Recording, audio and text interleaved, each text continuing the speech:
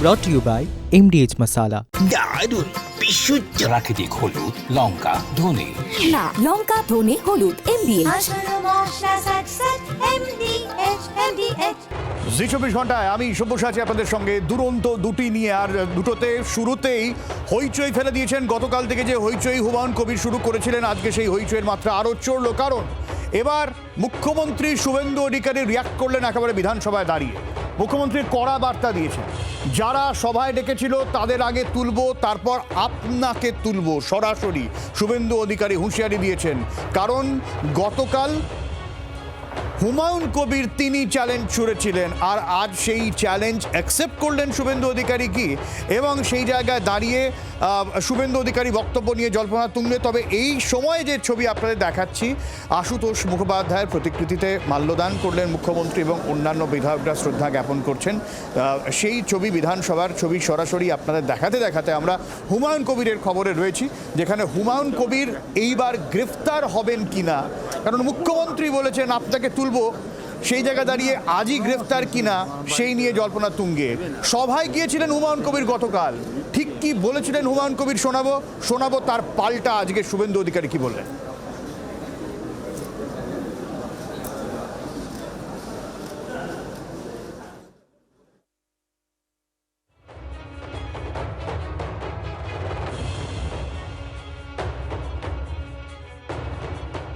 তা আমি শুভেন্দু অধিকারীকে সেদিন বলেছি যে আপনি ভোটে জিতেছেন, আপনার দল জিতেছে, খুব ভালো কথা, কিন্তু মুর্শিদাবাদে আস্ফালনটা একটু কম করতে বলেন। আমি যেদিন ময়দানে মুসলমানদের নিয়ে নেমে যাব না, সেদিন এমন সাটা ভাঙা মাছ শুরু করব যে আপনাদের পতাকা বহন করার লোক থাকবে না। কেস, ওরকম কেস আমাদের বহুবার জেল খাটা আছে। লাখ লাখ লোককে রাস্তায় নিয়ে নামাবো আর সাটা ভাঙা মাছ দেবো আর জেলে যাব। কদিন জেলে রাখতে পারেন, কত খাওয়াতে পারেন, লিমিট যেদিন ক্রস হয়ে যায় না, মাথা যেদিন টাওয়ার গরম হয়ে যায়, সেদিন আমি ও এসপিও বুঝবো না, ও চিফ মিনিস্টারও বুঝবো না, আর কে কোথায় থাকলো আর কে কোথায় থাকলো না, সব কিছু বুঝবো না। আমি নিজেই নেতৃত্ব দিয়ে নামাবো। নেতৃত্ব দিয়ে নামাবেন কাদের? স্পষ্টভাবে হুমায়ুন কবির বলছেন মুসলমানদের তিনি নামিয়ে দেবেন এবং তারপর সাঁটা গরম করে দেবেন। টাওয়ার যদি গরম হয়ে যায় হুমায়ুন কবিরের, তাহলে কিন্তু ভয়ঙ্কর পরিস্থিতি হবে। আর সব হম্বি তম্বির পরে আজকে শুভেন্দু অধিকারী বিধানসভা থেকে তার পাল্টা হুঁশিয়ারি দিয়ে দিলেন। শুনুন। আপনারা ভাবছেন কেস হয়েছে, অ্যাকশন কবে হবে? যারা ওকে ডেকেছিল এই সভাতে তাদেরকে আগে তুলব, তারপরে আপনার কাছে যাব। যা করার করব, আমি আশ্বস্ত করছি আপনাদের। আপনি ধরে রাখুন, এটা ওর শেষ বক্তব্য, ধরে রাখতে পারেন।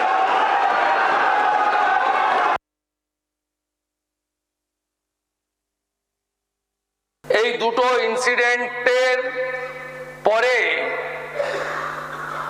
আমার মনে হয়েছে যে এনাফি জানাব,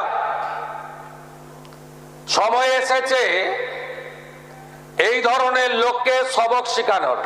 মমতা ব্যানার্জি মুখ্যমন্ত্রী নন, আপনি দুর্বল মুখ্যমন্ত্রী পেয়ে যা খুশি করেছেন, যা খুশি বলেছেন।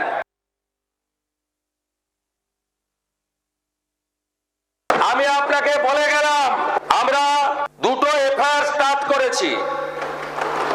Rejinagar PS case number 219/226, dated 26/6/2026, under section 152, 192, 196, 197, 224, 299, 351 within bracket 2, 352, 353 of the ভারতীয় ন্যায় সংহিতা। আমাদের সঙ্গে শিক্ষাবিদ কাজী মাসুম আক্তার রয়েছেন। আমি মাসুম সাহেবকে সরাসরি প্রশ্ন করব, মাসুম সাহেব, যে হুমায়ুন কবির যেটা বলেছেন সেটা সরাসরি উস্কানি, যে আমি নির্দিষ্ট সম্প্রদায়কে মাঠে নামাবো যদি টাওয়ার গরম হয়ে যায়, এসব কি? দেখুন, টাওয়ার গরম করে একটা জাতিকে বাঁচানো যায় না। একটা জাতিকে উদ্ধার করতে গেলে সংকট থেকে টাওয়ারটা ঠান্ডা রাখতে হয়। গরম মাথায় ভালো কাজ কোনোদিন পৃথিবীর ইতিহাসে ঘটেনি। গরম মাথায় কোনো হবে না। একজন দায়িত্বশীল লোক কখনো গরম হয়ে উঠবে না। আর গরম হয়ে যদি দুনিয়া উল্টে দেওয়া যেত তাহলে মুসলিম জনজাতির এই দুর্দশা হতো না।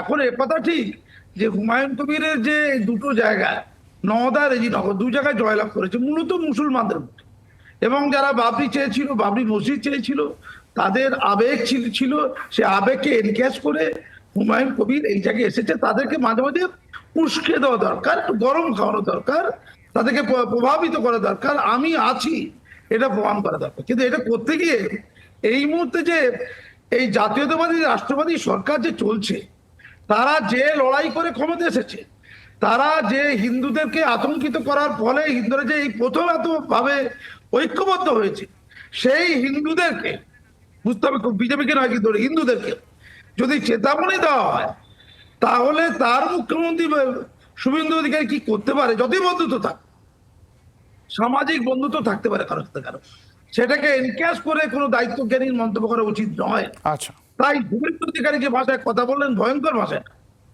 এটা কিন্তু হুমায়ুন কবিরের ভাবা দরকার ছিল। এই জাতীয় কথাবার্তা এই সরকার পরিবর্তনের পরে মানুষ কিন্তু নেবে না। যেখানে গোহত্যা বন্ধ প্রায়, যেখানে মহরমে তাজিয়া আর ওই কি বলে ঢোল তরোয়াল নিয়ে মোস্তানি আস্ফালন বন্ধ, গোটা মুসলমান সমাজ সমঝে গেছে। যেখানে ওই পাক সার্কাসে যে ওই বস্তিগুলো ভাঙা হয়েছে, ওই এনক্রোচমেন্ট ভাঙা হয়েছে রেলের পাশে, তাদের কথা বলার ক্ষমতা নেই। যে পাক সার্কাস ওই ততিমালা ইস্যুতে বা অন্যান্য ইস্যুতে গোটা এলাকাকে অচল করে দিয়েছিল, কিছুদিন আগে তাদেরকে সচল করে দিয়েছে লাঠি পেটা। একদমই। আমি আসবো অসম সাহেব আপনার কাছে। হবে না। আজকে কিন্তু শুভেন্দু অধিকারী রীতিমতো বলে দিয়েছেন, এক্সাম্পল দিয়েছেন তিনি, ফাঁকা আওয়াজ নয়। সন্দেশখালীতে অ্যাকশন নেওয়া হয়েছে, আর এই পুষ্পার হম্বিতম্বিও থামানো হয়েছে। শোনাই। সন্দেশখালীতে একজন ছিল 2024 পয়লা জানুয়ারি বলেছিল তৎকালীন বিরোধী দলনেতা এলে তার হাত কেটে পায়ে, পা কেটে হাতে লাগাবে আর চামড়া ছাড়িয়ে মেদিনীপুরে পাঠিয়ে দেবে। ওর অবস্থা কি হয়েছে সবাই দেখেছে, একই টোন ছিল।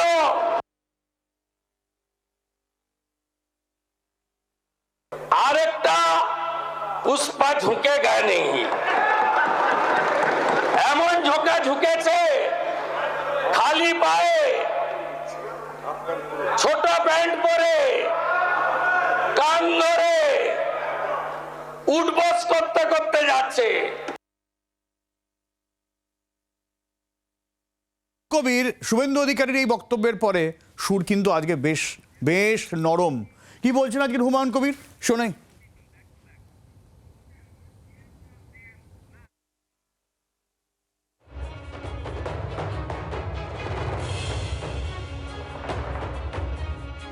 তিনি বলতেই পারেন, তিনি বাংলার মুখ্যমন্ত্রী, তিনি কি বলছেন সেই বলাটার বিরোধিতা তো আমি করতে পারবো না।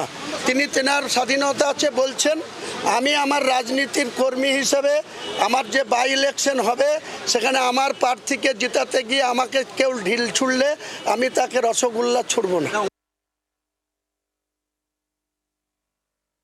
আমি তো রাজ্য সরকারের বিরুদ্ধে কিছু বলিনি, আমি বিজেপির বিরুদ্ধে বলেছি। নবাগত বিজেপিরা আমাকে আক্রমণ করেছে, আমার বাড়ির কাছে গিয়ে সেখানে পুলিশের সিকিউরিটির সঙ্গে নিয়ে গিয়ে আমাকে আক্রমণ করেছে। তা আমি রাজনৈতিকভাবে তাদের আক্রমণ করব? কার কাছে উনি ক্ষমা চাইতে বলছেন ক্লিয়ার বলুন। নিশ্চয়ই যদি সেটা ক্ষমা যোগ্য হয় নিশ্চয়ই জানো। যাক, এই জায়গায় দাঁড়িয়ে মাসুম সাহেব যদি ক্ষমা চাইতে বলা হয়, কোথায় ক্ষমা চাইবো, এরকম একটা নরম সুর পাওয়া গেল হুমায়ুন কবিরের গলায়। কিন্তু প্রশ্ন হচ্ছে, কি মনে হচ্ছে আপনার গ্রেপ্তার হতে পারেন হুমায়ুন কবির? দেখুন, হুমায়ুন কবিরকে গ্রেপ্তার করাটা যথেষ্ট নয়, সংশোধিত হতে হবে মুসলিম সমাজকে। আপনি দেখুন, হুমায়ুন কবির যখন বলছে, প্রচুর লোক করতালির মাধ্যমে সেটাকে স্বাগত জানাচ্ছে। এই যে প্রচুর লোক, আমি কদিন আগেও টিভি চ্যানেলে বলছিলাম যে যারা মহরমের সময় তরোয়াল আর ওই লাঠিসোঁটা নিয়ে এতদিন ধরে চমকে এসেছে, তারা জাতীয় পতাকা নিয়ে মিছিল করছে, এটাও ইসলামে নেই। আর ঢোল তরোয়ালটা ইসলামে নেই, দুটো ইসলাম বহির্ভূত কাজ। এতদিন করে চমকেছে ধমকেছে যারা, তারা জাতীয় পতাকা নিয়ে যে ঘুরছে, এটা কি দেশপ্রেম নাকি? এটা রাষ্ট্রবাদী নাকি? এটা অঙ্গভঙ্গি, জাস্ট দৃশ্যত, এতে কিচ্ছু পান হয় না।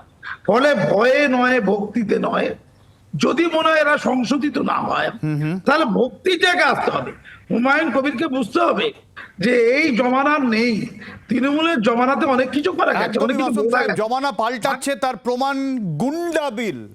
গেরুয়া বাংলায় গুন্ডাগিরি বরদাস্ত হবে না। আজ বিধানসভায় তোলাবাজি এবং গুন্ডা দমন সংক্রান্ত দুটো বিল পেশ হবে, যদিও বিলটি নিয়ে বেশ বিতর্কও হচ্ছে, চর্চাও হচ্ছে। একটু ব্রিফ নিয়ে নেব বিলটার, কখন পেশ হবে, কি ডিটেলস জানবো। মৌমিতা রয়েছেন আমাদের সঙ্গে সরাসরি।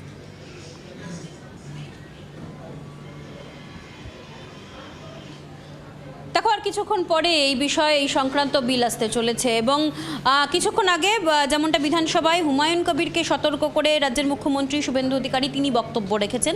একাধিক জায়গায় যে ধরনের সাম্প্রদায়িক উস্কানিতে বিগত দিনে আমরা দেখেছি অশান্তি করা হতো, কোনো ছুতোনাতায় বিভিন্ন রকমভাবে সরকারি সম্পত্তি ধ্বংস করা হতো এবং মূলত মানুষের মনে ভয় সৃষ্টি করতে পারে এমন কোনো কাণ্ড কারখানা কেউ যদি চাইলে করতে পারেন, এরকম চিন্তাভাবনা নিয়ে থাকেন, তবে তাদের জন্য কিন্তু এই বিলের মধ্যে নির্দিষ্ট ক্লজ রয়েছে, নির্দিষ্ট আইন রয়েছে এবং সুশাসন প্রতিষ্ঠা করার যে বক্তব্য বিজেপির তরফ থেকে নির্বাচনের আগে দেওয়া হয়েছিল, সেই সুশাসন প্রতিষ্ঠা করার জন্যই এটা আইন করে আনা হচ্ছে। কারণ কোনোভাবেই সাধারণ মানুষের মনে ভয় তৈরি করা যাবে না।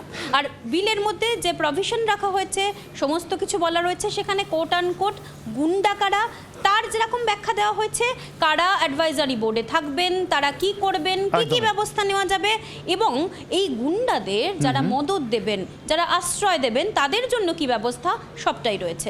অনেক ধন্যবাদ মৌমিতা। কাকলি ঘোষ দস্তিদারের প্রতিক্রিয়া আছে এটা নিয়ে, শোনাই।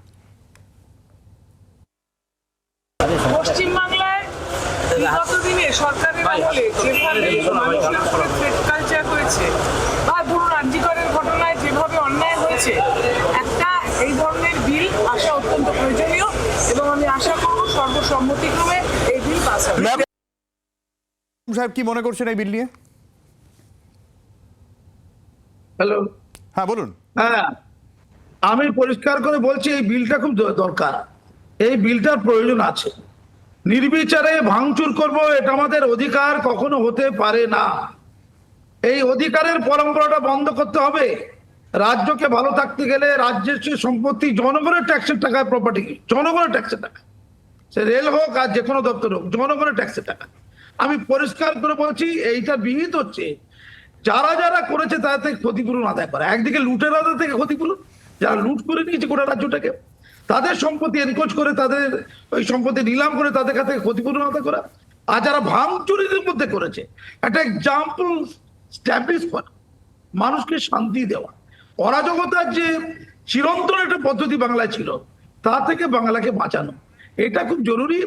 এই প্রচেষ্টার জন্য আমি স্বাগত জানাচ্ছি এই বিলটিকে এবং এই জাতীয়তাবাদী সরকারকে। ধন্যবাদ। একদমই মাসুমদার সঙ্গে থাকবেন। আর এর মধ্যেই কিন্তু যারা একসময় এলাকা দাপিয়ে বেরিয়েছিল তাদের তো গ্রেফতার করা শুরুই হয়ে গিয়েছে। আর নতুন করে পুলিশের জালে ফেরহাদ ঘনিষ্ঠ প্রাক্তন তৃণমূল কাউন্সিলর শামস ইকবাল। নির্দিষ্টভাবে যে অভিযোগে তাকে গ্রেফতার করা হয়েছে তা হলো 70 লক্ষ টাকা তোলাবাজির অভিযোগ। আপডেট নেব, পিয়ালি রয়েছেন আমাদের সঙ্গে। পিয়ালি, একেবারেই দেখো, এই মুহূর্তে তাকে আলিপুর কোর্টে নিয়ে যাওয়া হচ্ছে এবং আলিপুর কোর্টে আজকে তাকে প্রডিউস করা হবে এবং ইতিমধ্যে কিন্তু প্রায় কোর্টে পৌঁছে গিয়েছে শামস ইকবাল। কিন্তু আমরা যেটা দেখলাম যে পুলিশের তরফ থেকে কার্যত শামস ইকবালকে একদম ভালো রকম করে প্রোটেকশন দিয়ে, যাতে কোনো রকম ভাবে মিডিয়াতে ছবি না হয়। এবং এই মুহূর্তে তুমি ছবি দেখতে পাচ্ছ, ক্যামেরা পার্সন যে ছবি দেখাচ্ছে, সামনে পুলিশের গাড়ি, পেছনে শামস ইকবালের বাইক বাহিনী, তারা কার্যত তার গাড়িটাকে একেবারে প্রোটেকশন দিয়ে নিয়ে যাচ্ছে। এরা কারা পিয়ালি? এরা শামস ইকবালের সব অনুগামী, যাদেরকে আমরা থানার বাইরে দেখেছিলাম। তারা পুলিশের গাড়ির পেছন বাইক নিয়ে এমন ভাবে আসছে যাতে কোনোভাবে মিডিয়া ছবি করতে না পারে। এবং আমরা থানা থেকেও দেখলাম যে যথেষ্ট একেবারে এমন ভাবে বার করা হলো যাতে মিডিয়া কোনো রকম ছবি না পায়। সামনের ক্যামেরায় যতগুলো তুমি বাইক দেখতে পাচ্ছ, সেটা সমস্তটাই শামস ইকবালের অনুগামীরা এবং তারা এমন ভাবে গাড়িটাকে গার্ড করে রেখেছে যাতে কোনোভাবে মিডিয়ার গাড়ি সামনে না যেতে পারে। এবং শামস ইকবালের সেই বাইক বাহিনী তারাও কিন্তু এই মুহূর্তে একেবারে আলিপুর কোর্টে যাচ্ছে, সেই ছবি তুমি দেখতে পাচ্ছ। অর্থাৎ শামস ইকবাল কতটা প্রভাবশালী, তাকে গ্রেফতার করা হয়েছে তোলাবাজির মামলায়, অস্ত্রের মামলায়, সেই মামলায় তাকে গ্রেফতার করা হয়েছে এবং তারপরেও তার প্রভাব যে কমেনি, তার অনুগামীরা তাকে প্রোটেকশন দিতে দিতে আসছে। পুলিশের গাড়ির পেছনে তারা বাইক নিয়ে করছে সেই ছবি তুমি দেখতে পাচ্ছ, পুরো বাইক বাহিনী নিয়ে তারা কিন্তু কোর্টের ভেতরে প্রবেশ করছে। পিয়ালি যে ছবি দেখাচ্ছে, জি 24 ঘন্টা এক্সক্লুসিভ যে ছবি দেখাচ্ছি, এর আগে যে খবর দিলাম, এই গুন্ডা দমন বিলটা কেন প্রয়োজন আমার মনে হয় এই ছবিটাতে জাস্টিফাই হয়। একজন কাউন্সিলর যেখানে একাধিক বাড়ি ভেঙে গেছে তার এলাকায়, তবুও পুলিশ তার টিকি ছুটে পারেনি। তারাতলা কাণ্ডে তার নাম উঠে আসছে, গার্ডেন রিচের বাড়ি ভাঙায় নাম উঠে আসছে, ফিরাদ হাকিম ঘনিষ্ঠ, তোলাবাজি, দাদাগিরি, একাধিক অভিযোগ রয়েছে। পুরসভায় দামি গাড়ি নিয়ে বিলাসিতা, তা নিয়ে বিতর্কও রয়েছে। এবং এই শামস ইকবাল রেড রোডে যোগ দিবসে মুখ্যমন্ত্রীর পা ছুঁয়ে প্রণাম করেছিলেন, ভেবেছিলেন বেঁচে যাবে, কিন্তু তারপর তো এই অবস্থা। এই কারণে বিলটা প্রয়োজনীয় হয়তো। মাসুমদা, দেখুন, ববি হাকিম নাকি কিছুই দেখতে পায় না, গলিতে কোথায় অবৈধ নির্মাণ হয়েছে ওনার চোখে পড়ে না। ওনার আশেপাশের লোকেরা যারা ওর আশীর্বাদ পেয়েছে তারা গুন্ডা মস্তানি, গুন্ডামি, নোংরামি, নষ্টামি করে যাচ্ছে, উনি কিছুই দেখতে পান না। উনি শুধু চেতলার পুজো দেখতে পান আর কোরআন শরীফ দেখতে পান। দুর্ভাগাদের কি করে কোরআন শরীফ পড়িয়ে কি করে ইসলামে আনবে, এইটা শুধু দেখতে পান। ভণ্ডামি একটা সময় ছিল বাম আমলে কলিমুদ্দিন শামস, বেতাজ বার্তা, তার গুন্ডামি মস্তানি আমার জানা আছে। আর এটা হচ্ছে এটা কি শামস ইকবাল। এই শামস ইকবালের গোষ্ঠীর লোককে আমি দেখেছি রাজাবাগান থানায়, মেটিয়ারগঞ্জে একটা থানা আছে রাজাবাগান থানা। আমি থানায় গিয়েছিলাম নিজে, সেই সময় ওসি এবং তার সাব ইন্সপেক্টরকে তেড়ে তেড়ে মারতে যাচ্ছি, থানার মধ্যে ঢুকে ওসিকে মারতে যাওয়া আমি নিজের চোখে দেখেছি। এটা হচ্ছে নৈরাজ্যবাদ। এই নৈরাজ্যবাদকে যদি চ্যালেঞ্জ না করা হয় এ শোধরাবে না। গোটা মেটিয়ারগঞ্জ, খিদিপুর অঞ্চল, গোটা রাজাবাজার অঞ্চল, তপসিয়া অঞ্চল যদি শোধরাতে হয় এই অপশক্তিতে নিধন করতে হবে, তবে কলকাতা বাঁচবে, তবে বাংলা বাঁচবে। আমি বাঙালি মুসলমান, আপনি তপসিয়া খোঁজে দেখুন বাঙালি মুসলমানকে উর্দুভাষী মুসলমান কি হারে পেটাচ্ছে, তারা ভয়ে কুঁকড়ে থাকে, কারণ এই অঞ্চলগুলোতে মাতব্বর সব উর্দুভাষী। অনেক ধন্যবাদ মাসুমদা, আপনাকে অনেক ধন্যবাদ। আর এই নিয়ে সজল ঘোষের বক্তব্য রয়েছে, শোনাবো। তোলাবাজির অভিযোগে কেন, এদেরই তো এলাকায় এদের তৈরি করা বাড়ি তো ভেঙে পড়ে 14 জন না কত 13 জন মানুষের প্রাণ গিয়েছিল। এরা গ্রেফতার হবে না তো কারা গ্রেফতার হবে? কাউন্সিলরদের মধ্যে নামের পেছনে আর সম্মান বলে কিছু ছিল না। এদের কাউন্সিলর মানে হচ্ছে একটা রেজিস্টার তোলাবাজ, গত 15 বছর এই জিনিসটাকে প্রতিষ্ঠা করেছিলেন, ফলে আজকে একটা একটা করে গ্রেফতার হচ্ছে।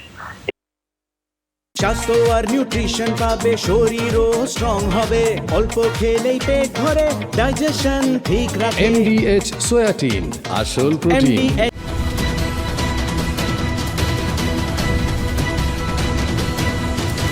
brought to you by MDH Masala।